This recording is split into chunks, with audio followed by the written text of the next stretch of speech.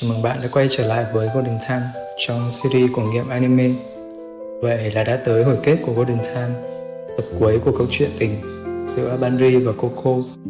Trong tập trước, Banri và mọi người đã cùng nhau kết thúc trọn vẹn lễ hội vũ điệu Awa tại trường mà không gặp sự cố nào, nhờ sự giúp đỡ của Mitsu và phía hội đồng hỗ trợ. Sau đó, Banri dường như đã khôi phục hoàn toàn ký ức trước kia. Giờ đây, những mảnh ký ức ở hiện tại có thể nói rằng đã biến mất. Cậu gặp lại mẹ mình và cùng mẹ trở về quê nhà. Thấy vậy, Linda, Coco và mọi người cũng đã hiểu rằng ký ức trước kia của Banri thực sự đã quay trở về. Giờ đây, mọi người chỉ có thể chấp nhận điều đó mà không thể làm gì hơn. Sau đó, Chinami quyết định như đã dự định trước đó rằng sẽ ghép lại các video mà cô đã từng ghi lại thành một bản hoàn chỉnh về nhật ký của một nữ sinh đại học. Trong đó có cả nội dung mà Banri đã từng nói trước ống kính. Mọi người đều đã xem. Coco cũng ngạc nhiên về đoạn ghi hình đó của Banri. Hẳn cô ấy cũng còn rất buồn và nuối tiếc về chuyện của hai người. Mitsu đưa chiếc gương mà Banri đã để quên nó lại trả cho Coco, khiến cô ấy như vỡ òa. Trở về quê nhà, Banri đã tới nơi cây cầu năm xưa mình từng ngã xuống.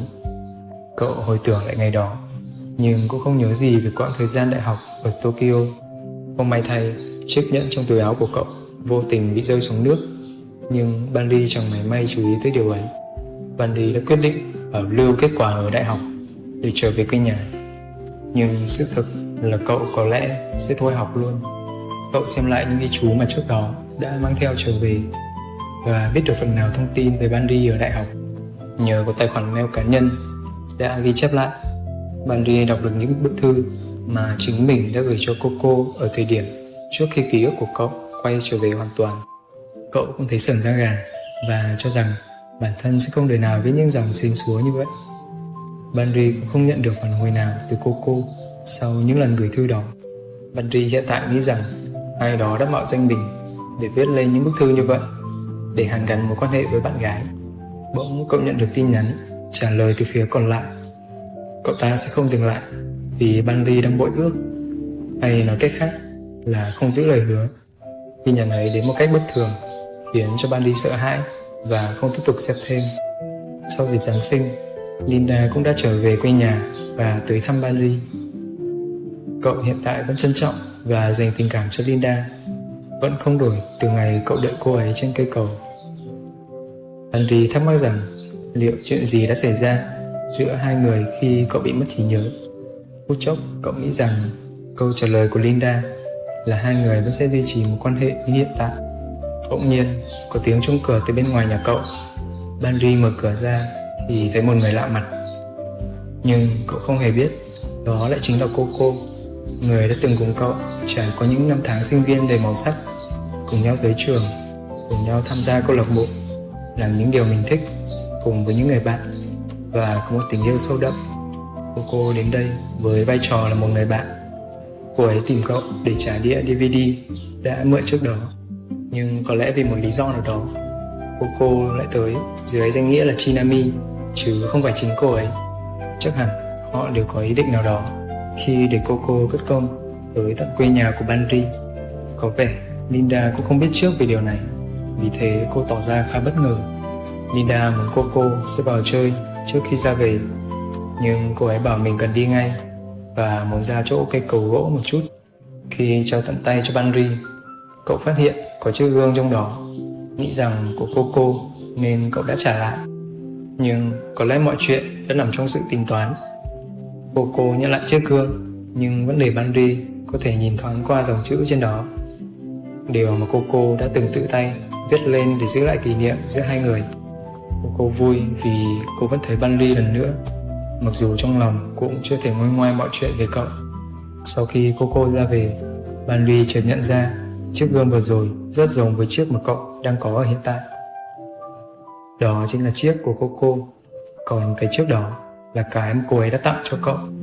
Khi nhìn kỹ vào chiếc gương, cậu thấy nó nứt ra trong tưởng tượng.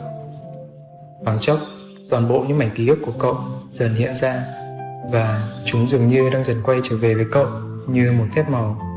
Đặc biệt là những điều cậu đã từng cùng trải qua với Coco. Henry lúc này dù không phải là một con người hoàn hảo, nhưng cậu đã là chính mình. Cậu tức tốc đuổi theo Coco vì cậu đã nhớ ra tất cả mọi chuyện. Linda cũng nhận ra điều đó.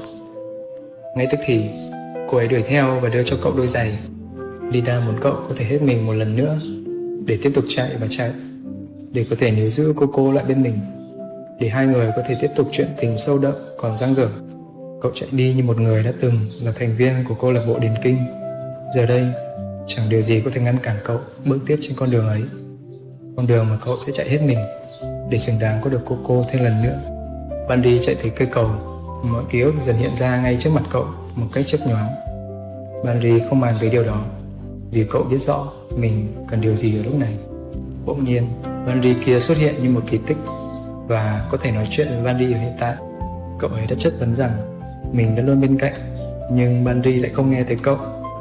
Bundy nói rằng sẽ chờ đợi cậu ở cuối con đường khi mọi thứ kết thúc, vì hai người vốn là một và câu chuyện rồi cũng sẽ có điểm đến của chính nó. Ngay lúc Bundy kia chuẩn bị biến mất thì Linda cũng xuất hiện và có thể nói lời yes với cậu ấy. Điều đó đồng nghĩa rằng Bundy ngày xưa đã có câu trả lời từ Linda. Cậu dường như đã có thể buông bỏ những chấp niệm và đón nhận một cái kết riêng cho mình, và để Bundy hiện tại có thể tiếp tục những chặng đường mà cậu còn dang dở. Và may thay, chiếc nhẫn mà Bundy làm rơi trước đó thì ra đã được Bundy kia nhặt lại giúp. Chuyện ấy còn hơn cả phép màu. Linda cũng say yes với tình yêu của Bundy và Coco, nói rằng cậu cũng phải như vậy với cô ấy, vì Linda luôn ủng hộ hai người. Bundy gọi to tên Coco và hai người đã có thể chính thức quay trở về với nhau mà không còn sợ hãi bởi điều gì nữa. Bundy nhớ mọi chuyện về Coco, nhớ cả lời hẹn mà hai người đã từng ngóc tay, rằng cả hai sẽ tiếp tục bên nhau trọn đời nếu cậu không quên cô ấy. Sau đó, hai người cùng nhau trở về nhà Bundy. Cậu cũng tranh thủ trao chiếc nhẫn cho Coco vì đây là thời điểm thích hợp nhất. Coco đã kể lại cho Bundy rằng Takaya chính là tác giả của những email trước đó mà Bundy đã đọc được. Sau đó, khi chuyển đồ, cậu ấy đã biết được tài khoản và mật khẩu mail cá nhân của Bundy, từ đó gửi thư cho Coco để khiến cô ấy lung lay. Coco khi phát hiện ra chuyện ấy thì cũng rất tức giận và nghĩ Takaya đã làm chuyện thừa thãi. Nhưng với Takaya, một người hết lòng với bạn bè, dù trước đây cậu đã bỏ rơi Bundy hồi đi cùng hội giáo phái, nhưng cậu ấy đã rất dằn vặt về chuyện đó. Giờ đây, cậu không đành lòng để Bundy rời đi và bỏ mặc cậu ấy một lần nữa.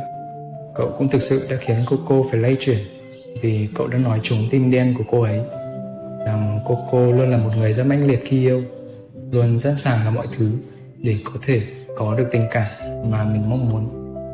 Chinami cũng không ngồi yên với chuyện ấy. Cô quyết định chỉnh sửa phần nội dung mà trước đó đã ghi lại cho Bundy, để Coco có thể trực tiếp gửi chiếc DVD cho Bundy hiện tại và góp phần giúp cậu gợi nhớ lại mọi chuyện.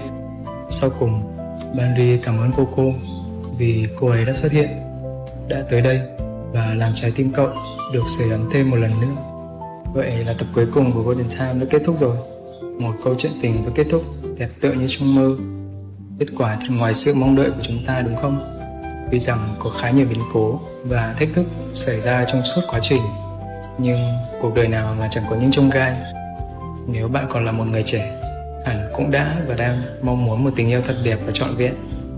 Nhưng dù chuyện gì có xảy ra, hãy trân quý thời gian, học cách đối diện và bước tiếp, học cách yêu lấy chính bản thân mình và hết lòng vì những người mình yêu thương nhé. Nếu bạn thấy series này thú vị, hãy nhấn nút like để ủng hộ mình và đăng ký kênh để không bỏ lỡ các video mới nhất nhé. Xin chào và hẹn gặp lại.